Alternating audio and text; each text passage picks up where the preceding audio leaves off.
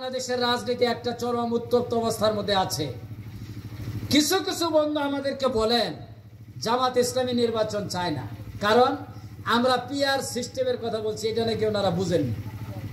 পৃথিবীর 91টা দেশে PR system, এর মানে সংখ্যানুপাতিক পদ্ধতি। মানে হলো আপনি যে দলকে ভোট দিবেন, এই দল যত পার্সেন্ট ভোট পাবে সারা বাংলাদেশে পার্লামেন্টে তার তত পার্সেন্ট এমপি হবে, একটা ভোটও মার যাবে না। 300 আসনে দাঁড়িপাল্লা মার্কায় ভোট দিবে, আর 300 আসনের ভোট গুনার পর যদি দেখা যায় জামাত যত শতাংশ ভোট পাবে তত শতাংশ সিট পাবে পার্লামেন্টে। যেমন 40% যদি আমরা ভোট পাই তাহলে সিট পাবো 120টা, কারণ 300 আসনের পার্লামেন্ট এটা, তাহলে শতকরা 3টা সিট, তাহলে 40% 120টা সিট হবে। আর যিনি 10% পাবেন তিনি পাবেন 30টা সিট। এই যে বলে ভোট নষ্ট হবে, আপনাদের কারো ভোট নষ্ট হবে না।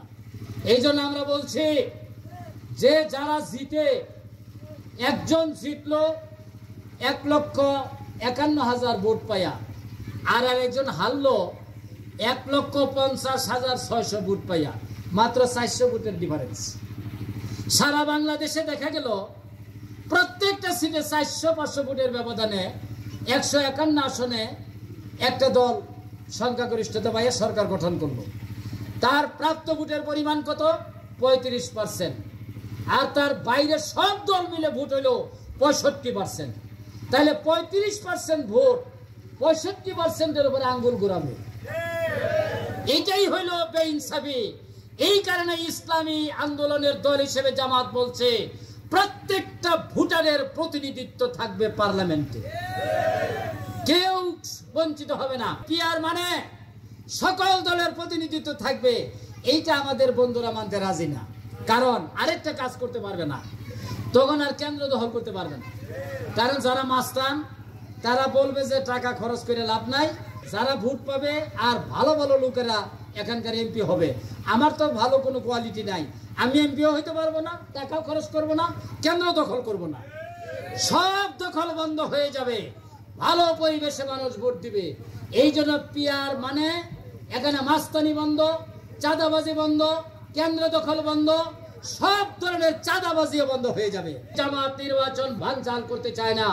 জামাতের আমির ডাক্তার শফিকুর রহমান 16 এপ্রিল তিনি বলেছেন ফেব্রুয়ারির মধ্যে রোজার আগে নির্বাচন হতে হবে। অতএব জামাতের দাবি হচ্ছে ফেব্রুয়ারি মাসে রোজার আগে নির্বাচন অবশ্যই সম্পন্ন করতে হবে ইনশাআল্লাহ। আর এর আগে বিচার, পিআর পদ্ধতি আর জুলাই সনদকে সাংবিধানিক রূপ দিতে হবে।